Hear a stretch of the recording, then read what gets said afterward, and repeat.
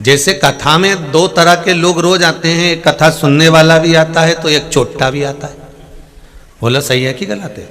अगर चोट्टा नहीं आता तो इतने सारों की कहीं का मंगलसूत्र चले गया, कहीं की चेन जा रही है, किसी का सामान जा रहा है, किसी का कुछ जा रहा है। इसलिए तो बेचारे समिति वाले जब कथा चालू होती है उससे पहले बेचारे माइक ले लेके चिल्लाते तुम लोगों को कि भाई देखो ऐसा संभाल के रखो, अपना अपना सामान संभाल के रखो, अपना अपना सामान संभाल के रखो। है जैसे समिति वाले चिल्लाते हैं ना कि अपना अपना सामान संभाल के रखो, इसी तरह से कथाकार संत महात्मा भी चिल्ला चिल्ला के कहते हैं देखो संभल के रहो रे, कभी भी आ जाएगा लेके चले जाएगा। जैसे चोर आया सामान ले जाए, ऐसे यमराज आया तुम्हें ले जाएगा, इसलिए उससे पहले समझ जाओ तो अच्छा है, वरना तेरा क्या होगा रे कालिया। तो ये हो तो जैसे समिति वाले रोज कह रहे हैं कि जरा संभल के रहो, सामान संभाल के रखो, सामान संभाल के रखो, कि कोई आया तो दो तरह के, एक पंडित जी भी मंदिर में जा रहे हैं और एक चोर भी मंदिर में जा रहा है, दोनों मंदिर जा रहे हैं।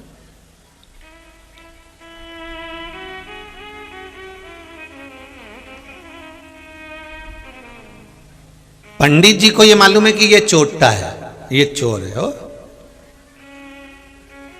अब उनको तो मालूम है कि ये चोर है, तुमको थोड़ी ना मालूम कि कथा के पंडाल में कौन सा चोट्टा बैठा है।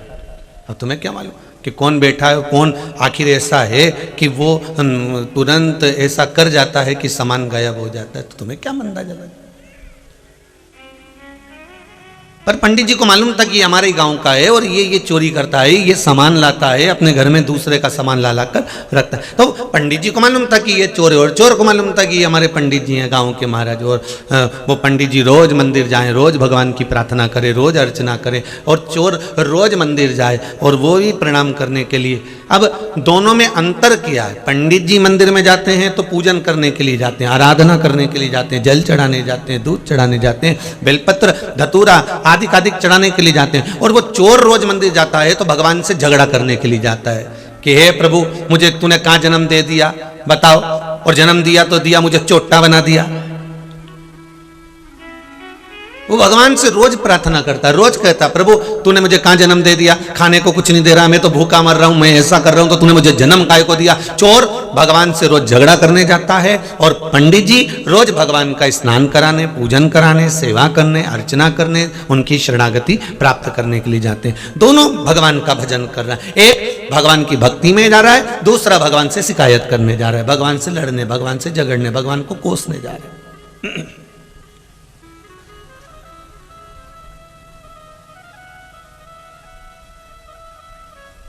व्यक्ति भगवान को कब कोसता है? जब उसका कोई कार्य नहीं होता, और हो जाता अब वो तो साधारण सी बात है। अगर किसी व्यक्ति से तुमने कहा और उसने अपना काम नहीं करा तो आप उसको कोसोगे।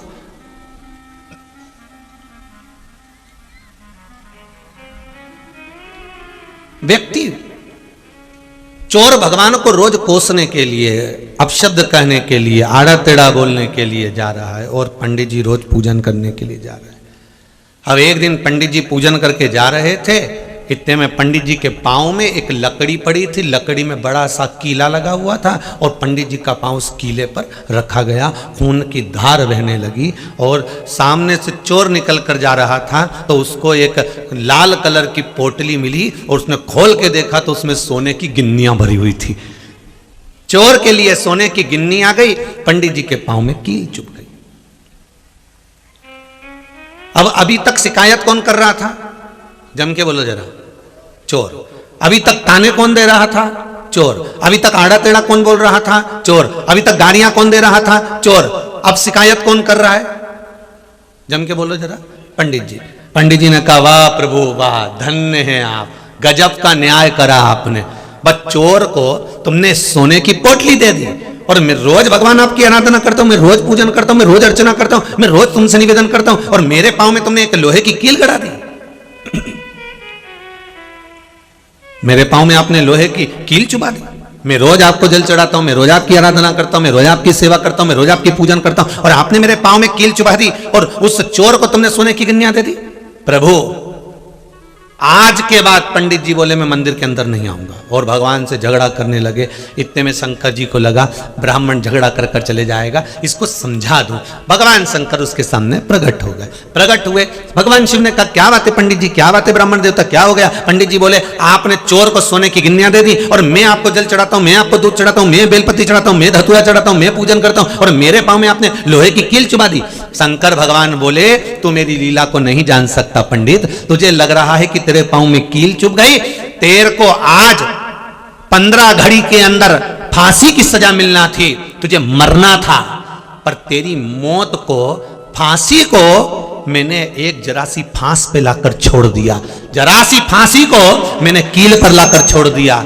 और ये चोर जिसको आज अच्छे नक्षत्र में इस नगर का राजा बनना था, पर इसका कर्म बुरा था, रोज कोसता था, रोज अपशब्द कहता था, रोज चोरी करता था, इसलिए राज सिंहासन तो नहीं मिला, उसकी जगह इसको सोने की थोड़ी सी गिन्नियां मिल गई। और तू उसको देखकर सोच रहा है कि इसको खून मिल गया।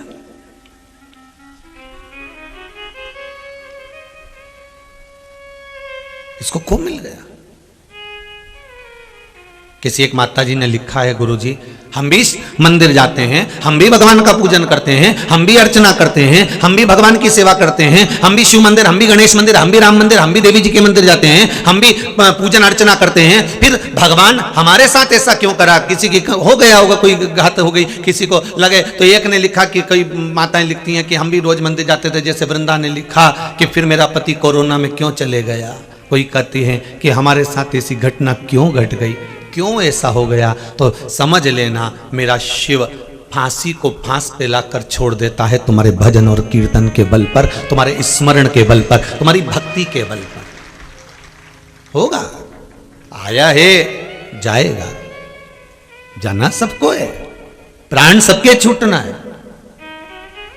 जाना सबको है। फांसी को फांस पर ला दिया, राज सिंहासन को सोने की मोहरों पर ला दिया। तुम अच्छा कर्म करता, अगर वो चोर रोज मंदिर आ रहा था, रोज भगवान को धन्यवाद देता, रोज भगवान से प्रार्थना करता, रोज निवेदन करता, तो शायद उस पर मेरे शिव कृपा करके राज सिंहासन भी दिलवा देते। पर रोज का कोसना, रोज का शब्द कहना, रोज का ताना देना, रोज की गाली देना, रोज चोरी कर कर लाना, हमारे कर्म को हमने नहीं सुधारा। कर्म अगर सुधरा होता तो राज सिंहासन मिलने में देरी नहीं होती। अगर ब्राह्मण देवता आपके पांव में अगर कील छुपी है तो मुझे धन्यवाद देना, मुझको धन्यवाद देना कि फांसी होने वाली थी पर कील पर लाकर छोड़ दिया है। रक्त तो निकला, एक्सीडेंट होने वाला था पर थोड़ी सी घात लग गई। अगर थोड़ा सा घात लग गई, थोड़ा सा कहीं कर्म बेकार हो गया तो भगवान से कहना अच्छा हुआ प्रभु, कोई बड़ी घटना घटने वाली थी, तूने बचा लिया, ये तेरी कृपा है, ये तेरी उदारता है, ये तू कर रहा है, हमारे बस का नहीं। हम क्या कर सकते हैं?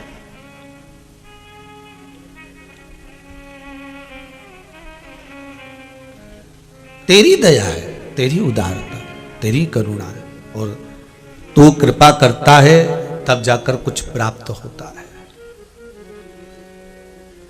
जा रहे हैं, दोनों तरह के लोग कथा में जाते हैं साहब। हर तरह का व्यक्ति कथा में पहुंचता है, हर तरह का मानव भगवान के मंदिर में पहुंचता है, हर तरह का व्यक्ति परमात्मा के स्मरण में पहुंचता है। नर्मदा जी नहाने के लिए, गंगा जी नहाने के लिए, सरयू जी नहाने के लिए, यमुना जी नहाने के लिए, सुंदर कुंड और सरोवर में स्नान करने के लिए हर तरह का व्यक्ति पहुंचता है। कोई पापी भी पहुंचता है तो कोई पुण्यवान भी पहुंचता है।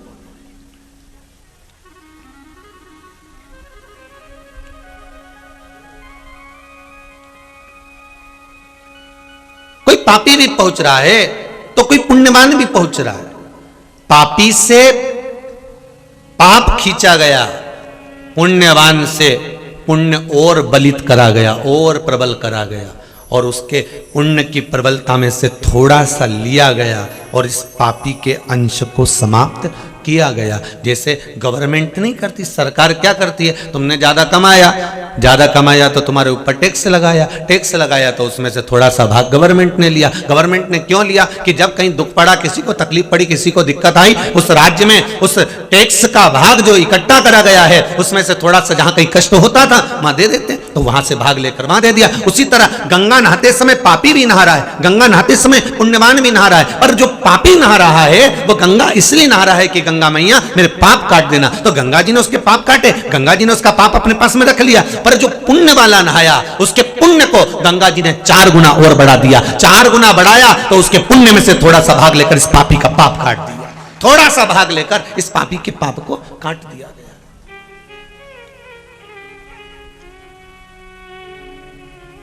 पाप कट गया। आप अगर भजन कर रहे हो, आप अगर स्मरण कर रहे हो, तो आपके भीतर यह भाव होना चाहिए कि जो कुछ कर रहा है वो परमात्मा कर रहा है और कभी गलत नहीं कर सकता, कभी भी वो कभी गलत नहीं कर सकता और ना वो कभी गलत करेगा। आज एक बेटी ने परवणी महाराष्ट्र से एक व्हाट्सएप पर मैसेज भेजा है, ऑफिस में सीओर ऑफिस बिठले सेवा समिति के कुबेरेश्वर धाम में गया। वो ऑफिस का मैसेज सौभाग्य जी मिश्रा जी ने यहां भेजा, आस्था चैनल वालों के पास में होगा, मैं निवेदन करूंगा। उस बच्ची ने 3 पत्र, 2 पत्र हैं शायद और एक में उसका फोटो है, ये 3 चीज उसने भेजी। उस पत्र को मैं निवेदन करूंगा आस्था चैनल से जरा दिखाएं और उसका वो स्वरूप भी। उस बच्ची ने उस पत्र में क्या लिखा, भले अक्षर छोटे होंगे पर उस पत्र को अगर चाहें तो चैनल वाले उसको बड़ा कर दिखा दें, नहीं तो हम पत्र बता देते हैं। उस बच्ची ने पत्र में लिखा, मेरा पहला बेटा हुआ था गुरुजी, और पहला बच्चा मेरा हुआ और उसके माइंड में पानी भरा गया और कुछ रोग हो गया, मिर्गी आना चालू हो गई। 10 महीने का मेरा बालक हुआ, उसको मुंबई ले गए, मुंबई में दिखाया, डॉक्टर ने इलाज करा, उसके बाद मेरा बच्चा नहीं बच पाया, वो मर गया। उसके बाद में मेरा दूसरा बेटा हुआ, बेटी हुई, और दूसरी मेरी बेटी हुई, वो 2 साल की हो गई गुरुदेव, और 2 साल की होने के बाद मेरी बेटी मर गई। बेटी 2 साल की हुई, उसके बाद में मर गई। गुरुजी 9 वर्ष तक मेरे यहां संतान नहीं हुई। मेरे पास वाली ने कहा कि शिव महापुराण की कथा सुन ले, उसने कहा मेरे को डॉक्टर ने मना कर दिया, अब संतान नहीं हो सकती, फिर भी सुनने में क्या जाता है। शिव महापुराण की कथा सुनी और भगवान शंकर से एक ही विनती करी कि मेरे जो लड़का और लड़की गए हैं, मैंने सुना है, हमारी पड़ोसन कर रही थी कि जो कोई नहीं कर सकता वो शंकर कर सकता है, तो मेरे बेटा बेटी जो गए हैं मुझे वापस चाहिए। उस बच्ची का फोटो टीवी पर दिखाया जा रहा होगा। उस 9 साल के बाद उस महिला का गर्भ ठहरा और गर्भ ठहरने के बाद जुड़वा बच्चे हुए, एक लड़का और एक लड़की वापस शिव ने दे दिया। फोटो दिखाएं आस्था चैनल वाले, ये परवणी महाराष्ट्र की कथा दिखा दिया। शिव है क्या? आप शंकर की परीक्षा ले रहे हो।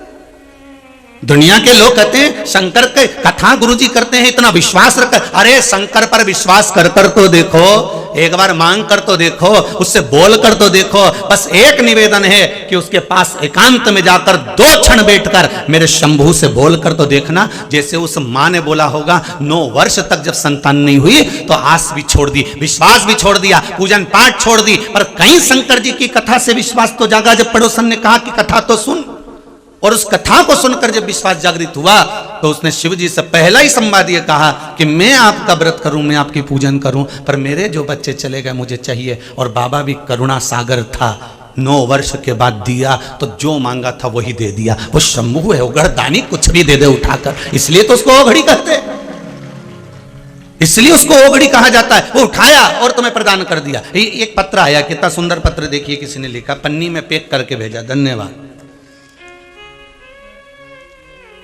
कल्पना Vishwakarma, new RTO office Shiv मंदिर के पास छिंदवाड़ा में रहती हैं, जहां भी हो खड़े हो जाएं। कल्पना विश्वकर्मा, कहीं बैठी हो तो हाथ जरूर हिलाएं बेटा। आपने लिखा है गुरुदेव, कहीं बैठी हो तो हाथ जरूर हिलाइएगा। यूट्यूब फेसबुक पर कथा सुनते हैं गुरुजी, विश्वास रखकर कथा सुनी।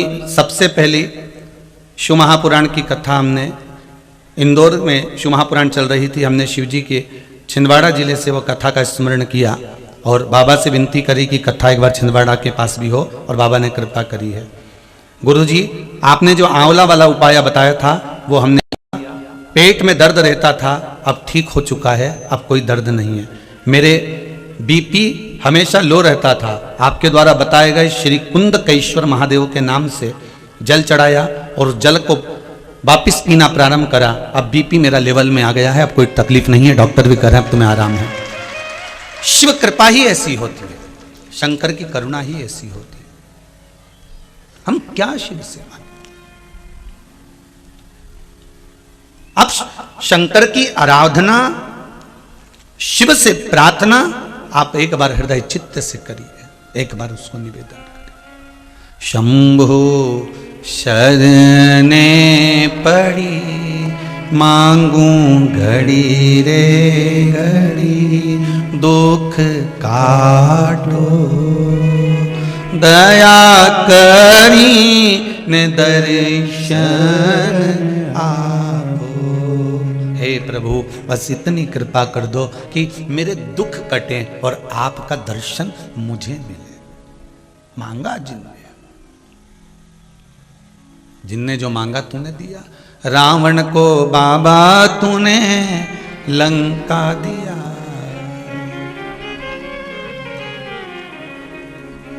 भस्मासुर को तूने कंकण दिया। बाबा, तूने रावण को सोने की लंका दी, भस्मासुर को सुंदर कंकण दे दिया, तूने दिया। उसी ने तेरा पीछा किया भोले बाबा, उसी ने तेरा पीछा किया भोले बाबा। बमा बम भोले शंकर, गले में नाग भयंकर। बमा बम भोले शंकर, गले में नाग भयंकर। ओ बमा बम भोले शंकर, गले में नाग भयंकर। बमा बम भोले शंकर, गले में नाग भयंकर। विपदा हमारी हर लो त्रिपुरारी भोले बाबा। विपदा हमारी हर लो त्रिपुरारी भोले बाबा। ओ विपदा हमारी हर लो त्रिपुरारी भोले बाबा। विपदा हमारी हर लो त्रिपुरारी भोले बाबा। बमा बम भोले शंकर, गले में नाग भयंकर। बमा बम भोले शंकर, गले में नाग भयंकर। ओ बमा बम भोले शंकर, गले में नाग भयंकर। बमा बम भोले शंकर, गले में नाग भयंकर।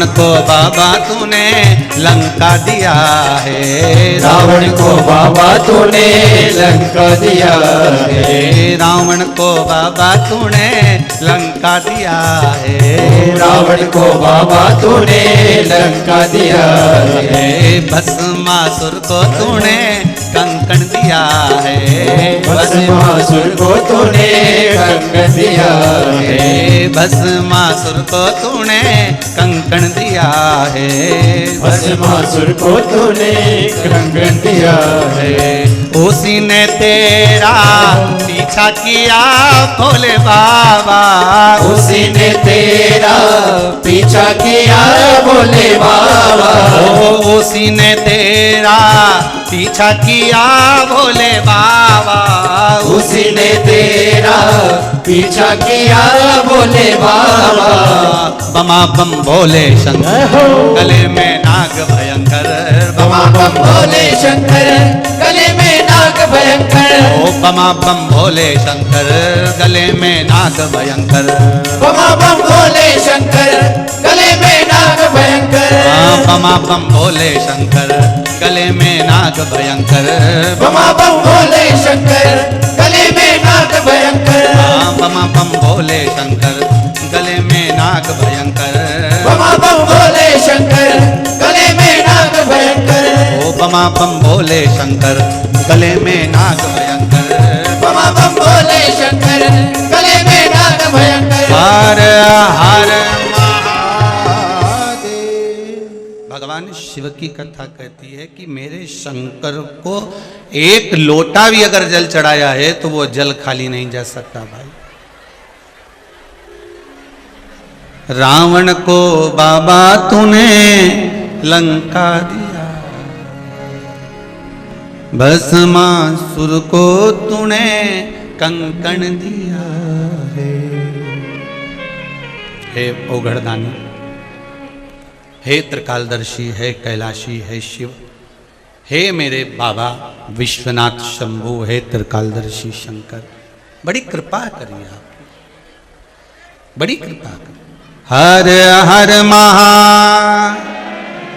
बड़ा दयालु, बड़ा उदार मेरा शंकर है, मेरा कृपालु, मेरा भोलेनाथ है, उसके सिवाय कोई कृपा नहीं कर सकता ऐसा। आप उसका स्मरण करो तो, आप शिव भक्ति में डूबो तो, शंकर की भक्ति कभी खाली नहीं जा सकती, कभी खाली नहीं जाएगी।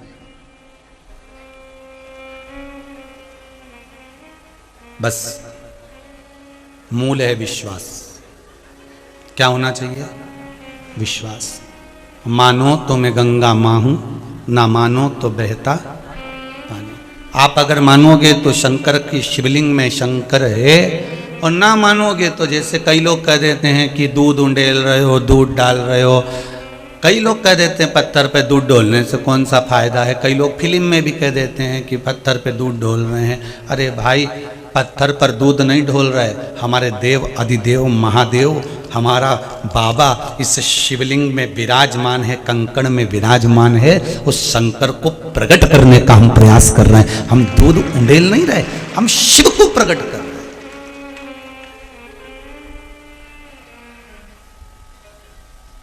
आप भगवान शंकर की भक्ति करोगे तो लोग थोड़ा सा आपको कहेंगे कि ये तो ढोंग करते हैं।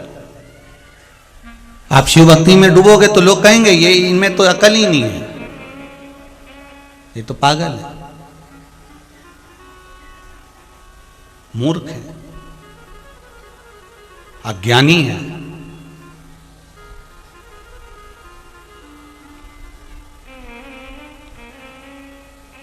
महाराज,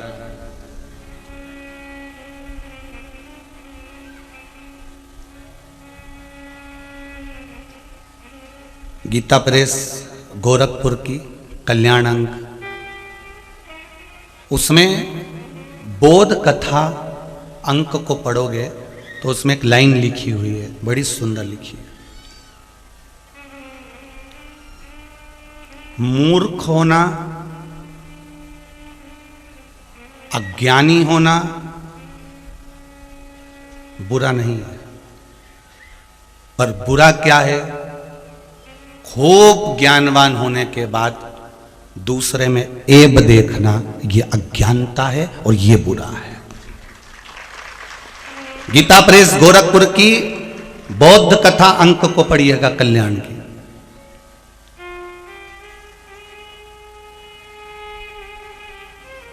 अज्ञानता किसको कहा गया कि हम विद्वान होने के बाद भी हमारी विद्वत्ता के हम भ्रम में पड़े रहे।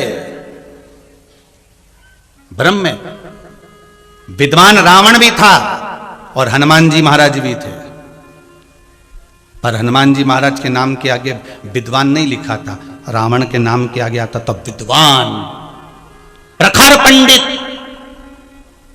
प्रखर विद्वान, लंकाधिपति रावण जिसको सब कुछ कंठस्थ था, भगवान को जिसने अपनी भुजाओं के बल पर उठा लिया था, वो विद्वान था। और मेरे हनुमान जी महाराज, उनके नाम के आगे विद्वान नहीं लिखा, लिखने वाले ने लिखा विद्यावान गुणी अति चातुर। मां विद्वान शब्द नहीं लिखा, मां लिखा विद्यावान। विद्वान और विद्यावान में एक अंतर होता है। विद्वान में अहंकार बढ़ते चले जाता है और विद्यावान में नम्रता बढ़ती चली जाती है। बस अंतर एक ही है। विद्वान में अहंकार बढ़ता है, मैंने इतनी पढ़ाई करी, मैंने ये डिग्री ले ली, मेरे पास में डॉक्टर की उपाधि है, मेरे पास इसकी उपाधि है, मैं इंजीनियर बन गया, मैं ये बन गया, मेरे पास ये उपाधि बढ़ती चली गई। तुम विद्वान बन गए, अहंकार बढ़ गया तुम्हारा। हनुमान जी महाराज के नाम के आगे विद्वान संबोधन नहीं लिखा है, हनुमान जी के नाम के आगे तुलसी बाबा ने लिख दिया विद्यावान गुणी अति चातुर राम करिए को आतुर। यहाँ विद्यावान लिखा है, विद्यावान गुणी अति चातुर, विद्वान नहीं लिखा। क्योंकि जब जब व्यक्ति की विद्वत्ता बढ़ती है, आप ज्यादा पढ़ लिए, ज्यादा आपने कुछ काम कर लिया, ज्यादा आपने कोई काम कर लिया, आपके लोगों ने बड़ाई कर दी, आपकी उपाधि बढ़ गई, आप अध्यक्ष बन गए, आप उपाध्यक्ष बन गए, आप ये बन गए, आपको पद मिल गया। जहां जहां आपकी विद्वत्ता के अनुसार आपको पद मिलते चले जाता है, वहां आप अहंकार की सीढ़ी पर चढ़ते चले जाते हो, किसी को नहीं गिनते, आप अभिमान के पद पर चढ़ते चले जाते हो, अहंकार के पद पर चढ़ते चले जाते हो। और जितना बढ़ना है तुम अहंकार में और बढ़ते गए और बढ़ते गए और बढ़ते गए। रावण अहंकार की परम सीमा तक पहुंच गया था। हनुमान जी में और रावण में बस यही अंतर था, रावण जो भी रूप रखता था वो बढ़कर रखता था और हनुमान जी जो भी रूप रखते थे वो छोटे होकर रखते थे। मसक समान रूप धर लंका में प्रवेश कर गए, लंका छोटा सा रूप धर गए। विद्वान में अहंकार हो सकता है, पर विद्यावान में जिसने अच्छे से पढ़ाई करी है, जिसने अपने एक एक अक्षर को प्रेम से पढ़ा है, जिसने गुरुकुल में जाकर, गुरु के आश्रम में जाकर भगवान की भक्ति को धारण करा, एक से बढ़कर एक, अगर गुरु ने अच्छा विद्या प्रदान करी है, विद्यावान है, तो उसमें नम्रता बढ़ेगी। ना तो वो गलती छाटेगा, ना गलती कहेगा, ना किसी को अपशब्द बोलेगा, ना गाली देगा, ना किसी के लिए ताना देगा, उसकी नम्रता बढ़ेगी। और नम्रता का भाव क्या है, श्री हनुमान जी महाराज जी से सीख लीजिए। जब राम जी के पास पहुंचे थे तो राम जी के आगे हाथ जोड़कर खड़े होकर कहते हैं कि मैं भीतर के राम को आपसे मिलाना का प्रयास कर रहा हूं, मैं भीतर जो राम है क्या आप वही हैं? ये नम्रता कहती है। अपने भीतर के अहंकार को देख रहे हैं, अपने भीतर की अहमता को देख रहे हैं, मेरे अंदर जो छुपा हुआ है वो राम, क्या सामने खड़ा हुआ राम वही है? मैं हनुमान राम को पहचानने का प्रयास कर रहे हैं। ये विद्यावान व्यक्ति का लक्षण है कि वो अच्छा पढ़ लिख जाता है तो उसमें नम्रता आती चली जाती है, वो झुकना जानता है, वो समर्पण का भाव जानता है, वो हाय मम्मी हाय डैडी नहीं करता, वो प्रणाम करता है। हाय मम्मी और हाय डैडी से काम नहीं चलेगा, वो नमन करता है, वो प्रणाम करता है, साष्टांग करता है, उसकी विद्वत्ता बढ़ती है। कभी सीखो, सीखना हो तो किसी अच्छे विद्यावान से सीखो कि अच्छे अच्छी ऊंची ऊंची पोस्ट पर पहुंचने के बाद भी लोग अपने माँ बाप के पास जाकर उनको प्रणाम करते हैं, नमन करते हैं, साष्टांग करते हैं। कुछ सीखो। और आज का बेटा जरा सा इंजीनियर बन गया, जरा सा डॉक्टर बन गया, बड़ी उपाधि मिल गई, ज्यादा बड़ा पद मिल गया, तो माँ बाप आए भी तो ये उठ के ही नहीं खड़ा हो, आ गए होंगे, अब मेरे को तो पिटना पड़ेगा, पद है मेरे पास। तो कितने दिन का पद है, कितने दिन का?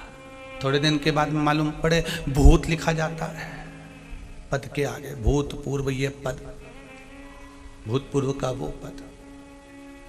अहंकार नहीं आना चाहिए। रावण में विद्वत्ता थी, अहंकार बढ़ गया था। हनुमान जी में विद्या बानता थी, इसलिए नम्रता आ गई थी। लाओ नम्रता।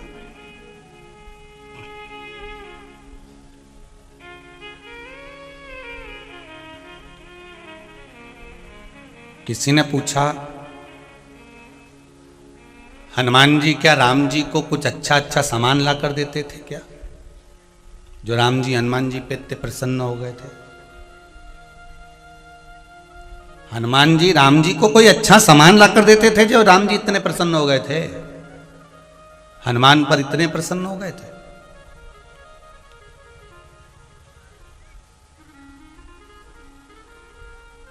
एक बार लक्ष्मण जी के मन में भी आ गया था, आप हनुमान को इतना समर्पित क्यों हो गए, आप हनुमान जी की ओर इतना क्यों झुक गए? राम जी ने समझा दिया। एक बार हनुमान राम जी बैठे थे, लक्ष्मण जी बैठे थे, ऊपर एक बंदर बैठ गया। हनुमान जी अपना रूप बदलकर बंदर का रूप ऐसा लेकर जिसको लक्ष्मण ना पहचाने राम ना पहचाने ऊपर बैठ गए और अपनी पूंछ राम जी के मुंह पे मारी। पूंछ लटकाई तो लटकी हुई पूंछ राम जी के मुंह पर सिर पे आई। लक्ष्मण जी ने भगाया, चल। अब बंदर भगे नहीं, पूंछ फिर मुंह पे आए, फिर नहीं भगे। लक्ष्मण जी ने राम जी से कहा, भैया एक काम करो, अब मुझे गुस्सा आ रहा है, मैं इस बंदर को मार दूंगा। धनुष और बाण उठाया। राम जी ने कहा, मत मार इसको। क्यों मार रहा है? ये आपको पूंछ नहीं दे रहा है, आपके चेहरे पर, आपके मुख पर, आपके स्वरूप पर बार बार पूंछ दे रहा है। राम जी ने कहा, अरे लक्ष्मण तू जानता नहीं है, जिसके पास जो होगा वो वही तो देगा। कपि की ममता पूंछ में, इसलिए ये बंदर ममता दे रहा है, पूंछ नहीं, ममता प्रदान कर रहा है। अपने भीतर का जो प्रेम है, अपने भीतर की जो वात्सल्यता है, अपने भीतर की जो करुणता है, वो मुझे प्रदान कर रहा है। हम कभी आपसे ये नहीं कहते कि आप शिव जी के मंदिर में जाकर बहुत सारा दान देना या बहुत सारा धन देना या बहुत सारा दौलत देना या बहुत सारी पदार्थ देना, सामग्री देना। हम तो जब भी कहते हैं एक पुष्पम एक बेल पत्रम, और इतना भी ना हो तो एक लोटा एक जल का पात्र भरा समर्पित कर दिया। उस पात्र का सुख देखिए, एक पत्र में किसी ने लिखा है, बबीता सूर्यवंशी पतालेश्वर छिंदवाड़ा से आई हैं, कहीं बैठी हो तो हाथ जरूर उठाइएगा। बबीता सूर्यवंशी कहीं बैठी हो तो हाथ उठाइएगा। इन्होंने लिखा है, गुरुजी प्रणाम, मेरे पिता में मेरे पेट के अंतर्गत शायद 7.0 mm की एक पथरी हो गई थी, निशिष्ट हो गई थी, और नागपुर में उसको ऑपरेशन के लिए कह दिया गया था। पर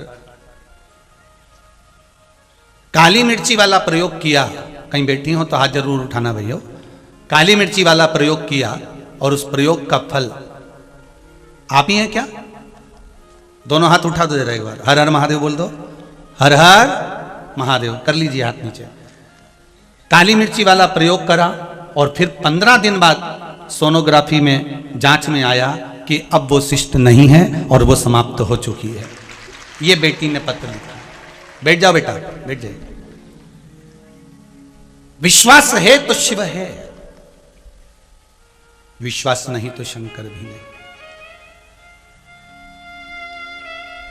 एक कितना सुंदर पत्र है, देखिए किसने लिखा है, श्रीमती नंदा लेखन सिंह किरार, मेहदोले चांद, जिला छिंदवाड़ा से। कहीं बैठे हो तो हाथ उठाइएगा। नंदा लेखन सिंह किरार, मेहदोले चांद, जिला छिंदवाड़ा से। आप ही हैं? आपने पत्र में लिखा है, दीदी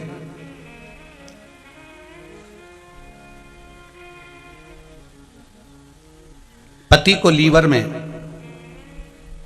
पति का लीवर 50% खराब हो चुका था। आपने लिखा है बहन, डॉक्टर ने 3 महीने की डेट दे दी थी कि ये पूर्ण तरह से डैमेज हो चला है। फिर हमने शिव महापुराण में बेलपत्र का और धतूरे वाला प्रयोग करना प्रारंभ करा, जिससे डॉक्टर के पास फिर दिखाने गए तो उन्होंने कहा अब लीवर पूरी तरह से काम करना प्रारंभ कर दिया। ये आपने पत्र में लिखा है दीदी। और आपने एक बात और बड़ी सुंदर लिखी है बहन, बाबा ने ऐसी कृपा कर दी गुरुजी, मेरी बेटी का एडमिशन सागर के हरिशंकर गौरी यूनिवर्सिटी में मेरिट लिस्ट में करा दिया, जो कभी हो ही नहीं सकता था। बहुत बहुत भाव, भगवान की कृपा है। पति मेरे कभी पूजन पाठ नहीं करते थे, पर आपने जो ऑनलाइन शिव जी का अभिषेक कराया था, उस दिन से मेरे पति को जो विश्वास जागृत हुआ है, तब से वो शिव मंदिर जाना प्रारंभ कर दिया। बहुत बहुत साधुवाद बहन, बैठ जाइए। बहुत बहुत साधुवाद। हर हर महादेव। शिव उपासना, शंकर का भजन, शंकर की भक्ति का एक आनंद सुख ही दूसरा है। एक मैसेज हमारे सीओर ऑफिस में पहुंचा है, कल होगा तो हम उस लिखे हुए मैसेज को आस्था पर जरूर दिखाएंगे कि मुंबई के एक हॉस्पिटल में डॉक्टर ने भेजा है उसको कि हॉस्पिटल के मरीज अपने अपने पलंग पर गुरुजी की कथा 3 घंटे की सुनते हैं, नहीं सुनते तो आधे घंटे की सुनते हैं। और उसका फर्क क्या पड़ता है कि जो मरीज कथा श्रवण कर रहा होता है, उसका मन कथा में ऐसा लग जाता है कि उसको अपने आप लगने लगता है कि मैं ठीक हो चला हूं। ये शिव कृपा का भाव है, ये शंकर। कल उस मैसेज को आपको दिखाएंगे मोबाइल में से, और डॉक्टर का नाम भी आपको वर्णन करेंगे। देखो उसने लिख के भेजा, कितना कृपा शंकर कर रहा। भरोसो दृढ़ चरणन केरो, श्री वल्लभ नक चंद्र छटा बिन सब जग माही अंधेरो। अगर आपका विश्वास है तो शिव मेरा सम्मुख में है, और अगर विश्वास नहीं तो मानो वो पत्थर है तो पत्थर है, माना तो गंगा मैया, मानो तो नर्मदा मैया, नर्मदा मैया मानो तो आप क्यों ना मानो तो बहता जल है, बहता पानी। मेरा ओघड़दानी जो कर रहा है, अगर दुख मिला तो उसमें भी बाबा को धन्यवाद देना। तेरी कृपा थी, हो सकता बड़ा दुख आने वाला था, तूने बचा लिया। सुख मिला, बड़ी कृपा करी, ये आपकी प्रसादी मुझे प्राप्त हुई है, बड़ी करुणा करी है आपने। ये शिव की उदारता, ये शंकर की कृपा, ये शिव की उदारता। आप विश्वास रखकर अगर कोई धारण कर रहे हो, विश्वास रखकर परमात्मा का भजन कर रहे हो, विश्वास रखकर शिव भक्ति में डूबे हुए हो, तो उसका सुख ही दूसरा हो, उसका आनंद ही दूसरा हो। बस विश्वास के बल पर परमात्मा टिका है। महाराज विचार करिएगा, एक अखबार को आप 4, 6 बार 10 बार पढ़ोगे, आखिरी में रद्दी में पटक दोगे। बोलो सही है कि गलत बात? जम के तो बोलो। रद्दी में 2 रुपए किलो में बेच दोगे। एक अखबार, एक मैगजीन, एक किताब 10 बार पढ़ोगे, 20 बार पढ़ोगे, आखिरी में 2 रुपए किलो में, 5 रुपए किलो में कबाड़े की दुकान पर बेच दोगे। पर एक पुराण को बरसों से सुन रहे हो, श्रीमद् भागवत, रामायण, गीता, शिव पुराण, विष्णु पुराण, स्कंद पुराण, नर्मदा पुराण, ये सारी पुराणों को वर्षों से श्रवण कर रहे हो, सालों हो गई सुनते सुनते सुनते सुनते, उसके बाद भी कभी तुमने कबाड़े वाले की ठेले पे देखा कि कोई ने बेची हो? नहीं। क्यों? क्योंकि ये कोई रद्दी कागज नहीं है, ये रद्दी कागज नहीं है कि जिसको कबाड़े की दुकान पर बेच दिया जाए। ये वो पुराण है। विष्णु पुराण अगर आप श्रवण कर रहे हैं तो मेरा विष्णु है, भागवत श्रवण कर रहे हैं तो मेरा कृष्ण है, रामचरितमानस सुन रहे हैं तो मेरा राम है, गीता श्रवण कर रहे हैं तो मेरा कृष्ण है, और शिव महापुराण श्रवण कर रहे हैं तो मेरा शंकर यहाँ बैठा हुआ है। ये शिव मान लीजिए, ये शंकर मान लीजिए।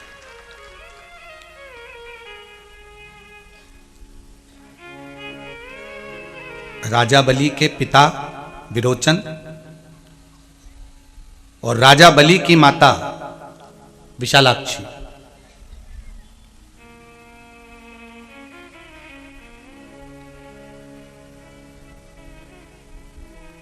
राजा बलि को विलोचन ने एक बात जरूर समझाई थी कि ध्यान रखना, एक गलती मुझसे हो गई, वो गलती तुझसे नहीं होना चाहिए। राजा बलि के पिताजी ने समझाया था। क्या गलती? एक बार मैं और इंद्र, हम दोनों ब्रह्मा जी के पास विद्या अध्ययन के लिए गए। शिव महापुराण की ये त्रिनेत्र शिव महापुराण का ये तीसरे नेत्र की श्रृंखला का सुख सुनिए। जो गलती मुझसे हुई है देखने में, वो गलती तुझसे ना हो जाए। ये नेत्र बहुत गलती कर जाते हैं, ये नेत्र बहुत गलती कर जाते हैं, बहुत गलती।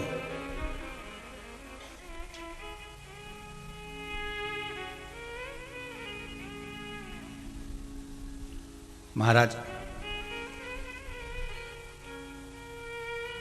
कई बार हो जाता है कि हम जो देख रहे होते हैं वो भी गलत हो जाता है, कई बार होता है। एक भाई बहन बहुत दिनों के बाद मिले, बीच रोड पर अगर भाई बहन मिले और एक दूसरे को हृदय से लगा लिया तो हमारे मन में यह गलत भाव उत्पन्न हो जाएगा कि हो सकता है, बताओ कैसे लोग हैं बीच रोड पर खड़े होकर स्नेह कर रहे हैं, गले लग रहे हैं। हमारे मन में तुरंत गलत भाव जागृत हो जाता है। क्यों? क्योंकि हमारी दृष्टि में गलत भरा होता है। कभी हमने ये विचार, जैसे कल कथा में कहा था कि कुत्ता आधी रात को रोए तो जरूरी है कि बुरा ही होने वाला है। अगर कुत्ता आधी रात को रो रहा है तो हो सकता है भूख लग रही हो और आपको ठंड लग रही हो, कोई जरूरी है। तो उसी तरह अगर दो व्यक्ति मिल रहे हैं तो कोई जरूरी है कि गलत होगा। हो सकता है उसकी बहन हो सकता है उसकी बुआ हो सकता है उसकी दीदी हो सकता है उसकी मौसी हो। हम अच्छा क्यों नहीं सोचते? हम हमेशा गलत ही क्यों सोचते हैं? क्योंकि हमारी बुद्धि में, हमारी दृष्टि में गलत इतना भरा हुआ है कि हमें हर व्यक्ति गलत ही नजर आता है। हम जब रोड पे देखेंगे तब हमें गलत दिखेगा।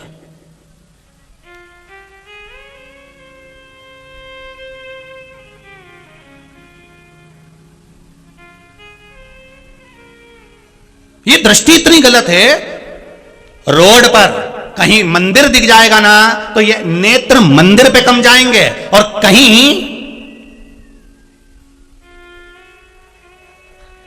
मैं इनको नहीं देखा हूं इसलिए आप ही को देखा हूं, इनको देखने की जरूरत ही नहीं इस बात के लिए। कहीं लिखा मिल गया देश, दृष्टि तुरंत चली गई। अब बताओ वो मंदिर पे नहीं गई जितनी, कितना विचित्र है। अरे इन हमारे यहाँ एक सीहोर में समाधिया ताकी जी थी, तो वो भजन बहुत अच्छा गाती। उनका एक भजन बड़ा अच्छा लगता है। इन आँखों को रोग लगा है रोज सिनेमा देखने का। इन आँखों को बड़ा गंदा रोग है, आड़ी तड़ी चीज ही देखता है। ये नेत्र का रोग है। इन आँखों से दर्शन कर लो सभी रोग मिट जाएंगे। हरि ओम हरि ओम हरि ओम हरि ओम। इन जिह्वा को रोग लगा है तेरी मेरी करने का। इस जिह्वा से भजन कर लो सभी रोग मिट जाएंगे। हरि ओम हरि ओम हरि ओम हरि ओम। इन कानों को रोग लगा है रोज चुगलिया सुनने का। जय हो। इन कानों से शिव पुराण सुन लो सभी।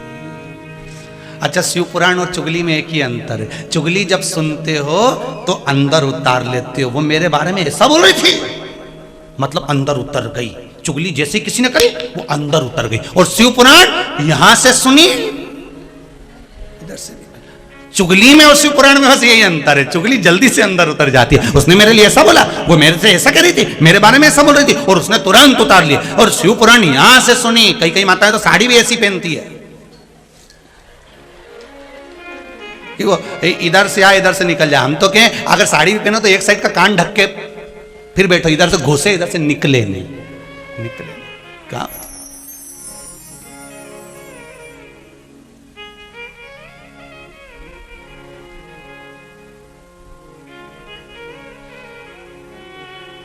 अरे भाई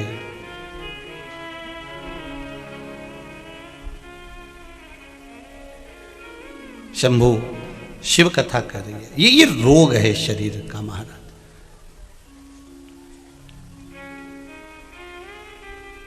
विरोचन अपने पुत्र राजा बलि को एक बात कह दिए थे, तू सतर्क रहना, जो गलती मुझसे हुई है वो तू मत कर जाना। क्या गलती? विरोचन कहता है कि विरोचन कहते हैं कि मैं और इंद्र दोनों ब्रह्मा जी के पास में विद्या सीखने के लिए गए। फिर दोनों ने विद्या सीखी, ब्रह्मदेव ने विद्या सिखाई, दोनों ने सीखी। 32 वर्ष तक ब्रह्मचार्य का पालन किया। फिर ब्रह्मा जी ने जो विद्या दी उसमें ब्रह्मा जी ने स्वयं के आत्मसात को जानना सिखाया।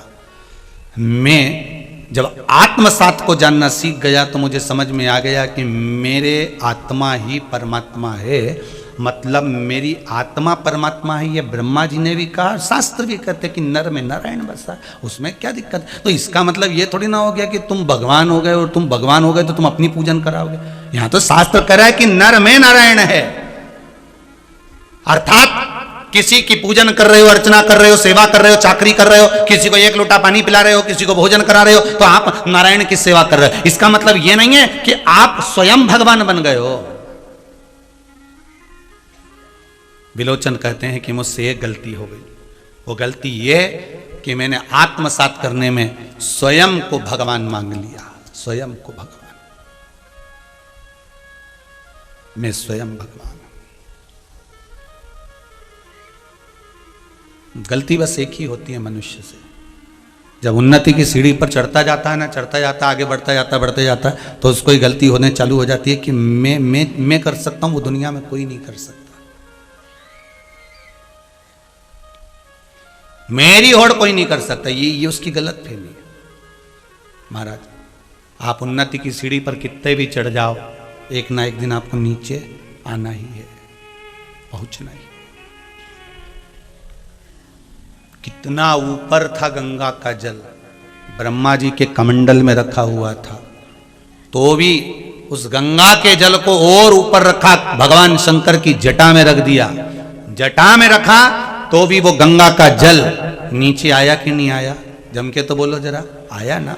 गंगा का जल नीचे आया। इतना ऊपर होने के बाद भी क्यों आया? उसका कारण क्या था? गंगा भी कमंडल में रहकर कह रही थी भगवान ब्रह्मदेव से कि मैं कमंडल के अंदर हूं और मेरा वेग अभी देखा नहीं है। मेरे वेग को तुम जानते नहीं हो। स्वयं भागीरथ बाबा से कह दिया था, भागीरथ तू मेरे वेग को नहीं झेल सकता। गंगा मैया जब छटपटाकर जब बोली, अहंकार गंगा जी का बोल गया था कि तुम मेरे वेग को नहीं झेल सकते, तुम कहां मुझे लेकर जाओगे? तब भागीरथ बाबा ने भगवान शिव से कहा, अगर मैं वेग नहीं झेल सकता तो मेरा भोलेनाथ तो झेल सकता है। शंकर भगवान से निवेदन करा कि आप गंगा के वेग को झेलिए। तब बाबा ओघड़दानी मेरे शंभु ने अपने केशों को खोल लिया और अपने केशों को खोलकर मेरे ओघड़दानी मेरे शिव ने उस गंगा को अपने केश पर अपनी जटा में विराजमान कर लिया।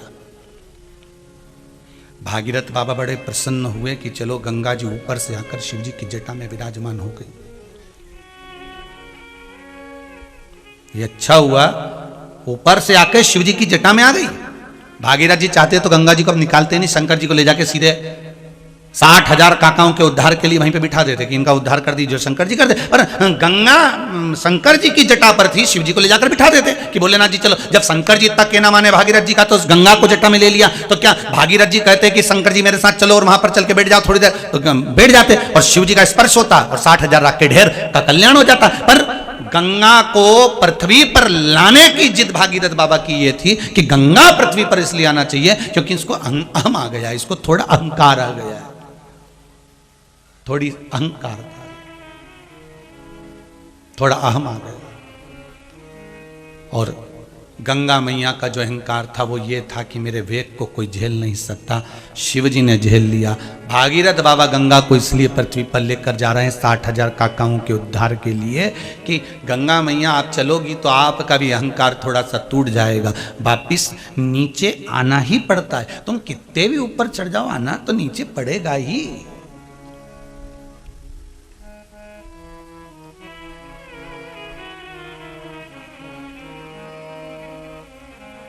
कितने भी ऊपर चढ़ जाओ, लगे बिल्डिंग के ऊपर चढ़े चढ़े चढ़े चढ़े।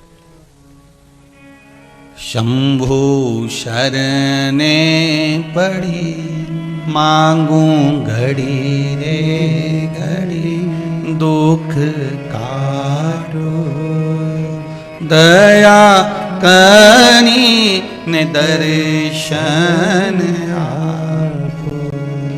महाराज मुझसे गलती हो गई, विलोचन बोले।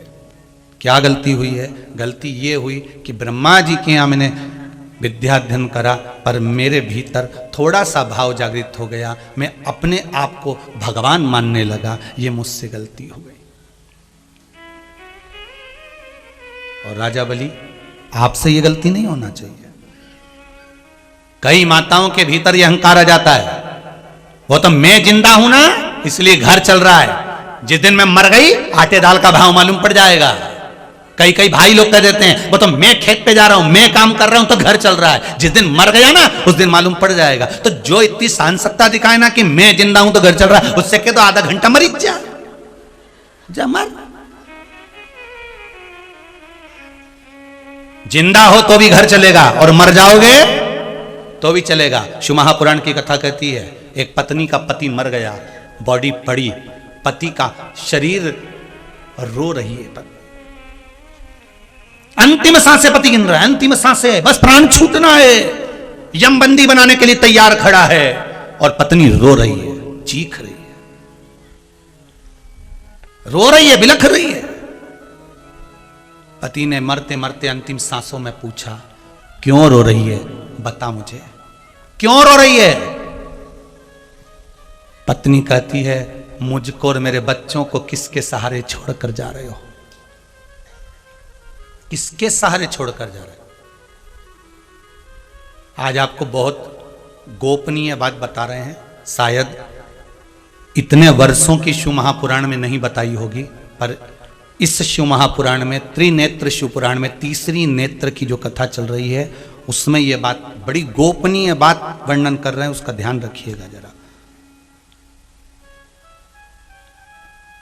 ये पति और पत्नी का संवाद चल रहा है। मरने वाला व्यक्ति मरता है तो पत्नी पति से कह रही है, तुम किसके सहारे छोड़कर जा रहे हो मुझे और अपने बच्चों को। जितने आस्था चैनल पर श्रवण कर रहे हैं, जितने फेसबुक पर श्रवण कर रहे हैं, इस कथा को भूल मत जाना, बड़े ध्यान से सुनना। शायद इतने वर्षों में ये कथा मुख से ना आई हो, पर तीसरे नेत्र की कथा इस नवे गांव में चल रही है तो आज प्रकट हो गई, उसका स्मरण जरा ध्यान से सुनना। एक पत्नी का पति अंतिम सांसें गिन रहा है, बॉडी पड़ी है और अंतिम सांसें गिन रहा है, मरने वाला है, प्राण छूटने वाला है, यमराज सामने खड़े हुए हैं, यमदूत सम्मुख खड़े हुए हैं, मृत्यु देवी सामने खड़ी है, मर रहा है और अंतिम सांसें पत्नी कह रही है, रोती चीखती चिल्लाती कह रही है, तुम मुझे और अपने बच्चों को किसके सहारे छोड़कर जा रहे हो। इतने में पति कहता है, जब किसी के प्राण छूटते हैं तो भगवान भी एग्रीमेंट कर लेता है, जैसे ऑपरेशन के समय पर डॉक्टर एग्रीमेंट करता है। वो लोग करता है कि नहीं करता। मृत्यु के जब ऑपरेशन थिएटर में डॉक्टर लेकर जाता है तो डॉक्टर भी एक एग्रीमेंट करता है, कौन सिग्नेचर करेगा, कौन जवाबदार होगा, कौन करेगा। डॉक्टर अपने ऊपर जवाबदारी नहीं लेता, एग्रीमेंट करवाता है, सिग्नेचर करिए कि आप ऑपरेशन करवा रहे हैं, आपकी जवाबदारी हम लेकर जा रहे हैं, सब चीज एग्रीमेंट करवाता है डॉक्टर। उसी तरह जब प्राण छूटते हैं तो यमराज से ये जीव आत्मा भी एग्रीमेंट करवाती है कि आप मुझे लेकर जा रहे हो तो मेरी पत्नी और मेरे बच्चों का, मेरे परिवार का भरण पोषण कौन करेगा। तब यमराज कहते हैं कि जन्म उस परमात्मा ने दिया है तो एग्रीमेंट करके भेजा है, मरने के बाद जवाबदारी उसकी हो जाएगी, तू चल। मरने के बाद तुम्हारी जवाबदारी नहीं है कि तुम्हारे बच्चों का पालन कौन करेगा, तुम्हारी पत्नी का पालन कौन करेगा, कौन उनको भोजन देगा, कौन तुम्हारे बच्चों को पढ़ाएगा, कौन स्कूल तक छोड़कर आएगा। जिसने तुमको लेकर जा रहा है, जो तुम्हारी जीवात्मा को खींच कर लेकर जा रहा है, वो एग्रीमेंट कर कर आया है।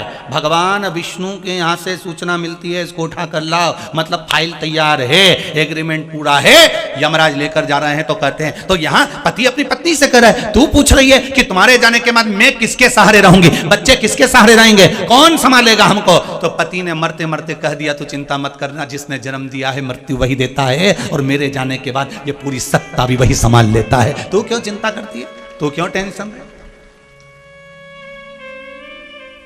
गया जाने वाला, चले गए। अब ईमानदारी से बोलो, दादा परदादा मर के चले गए तो तुमने क्या रोटी खाना छोड़ दिया? जम के बोलिए ज़्यादा। दादा परदादा मर के चले गए तो तुमने क्या श्रृंगार करना छोड़ दिया? दादा परदादा मर के चले गए तो तुमने कभी घर में गुलाब जामुन नहीं बनाई क्या? दादा परदादा मर के चले गए तो तुम गाड़ी से घूमने नहीं गए क्या? दादा परदादा मर के चले गए तो जमीन नहीं संभली क्या? दादा परदादा मर के चले गए तो दुकान नहीं चली क्या? दादा परदादा मर के चले गए तो बच्चों का पालन नहीं हुआ क्या? दादा परदादा मर के चले गए तो क्या किसी ने कोई चीज का संभाल नहीं हुआ क्या? हुआ, बस कहीं ज्यादा कहीं कम, कहीं घी घना कहीं मुट्ठी चना, संभालने वाले ने संभाला। कितने मरे कोरोना महामारी में, अंदाजा लगाइए जरा। ढेरों चले गए ककड़ी भुट्टे की तरह, ढेरों। जो हॉस्पिटल जाता था घबराहट में यूं ही मर जाता था कि अब कोरोना हो गया है, मर जाएंगे। और शिव महापुराण पूरे साल 2 साल जब तक कोरोना चलता रहा, शिव महापुराण बिल पावर मजबूत करती रही कि घबराना मती, शंकर है तुम्हारे साथ हॉस्पिटल में, इसलिए कई ठीक होकर भी आ गए। शिव है तुम्हारे साथ में, शंकर बैठा है तुम्हारे साथ में, तुम घबराना मत, शिव तुम्हारे साथ में है। ये शिव महापुराण कोरोना महामारी में औषधि का काम कर रही थी। खड़ा है शिव, शंकर तुम्हारे साथ में, क्यों घबराते हो? कितने मर गए कोरोना महामारी में, ढेर चले गए। अब बताओ, इनकी पत्नी, इनके बच्चे, इनका पति, इनका परिवार का भरण पोषण कौन सा पड़ोसी कर रहा है? बोलो, कोई पड़ोसी कर रहा है? रिश्तेदार क्या 2 रोटी दे रहे हैं? मरने के 15 दिन ही सही से कर देना, वही बहुत है रे रिश्तेदारों, वही बहुत है। ना तो तुम करोगे, ना तुम्हारे रिश्तेदार करेंगे, ना कोई पड़ोसी करेगा, ना कोई समाज, ना कोई डर, कोई नहीं करेगा। अगर करेगा तो तुम्हारे दुख जब आया, तकलीफ जब आई, रोए जब जब, तब मेरे शंकर ने आकर किसी को भेज दिया, जा उसकी फीस जमा करिया, जा उसका एडमिशन कराया, जा उसका काम करिया, जा। शिव भेजे हैं किसी को प्रेरणा देकर, तू चले जा उसके यहाँ, जा। वो घबराए, तू जा।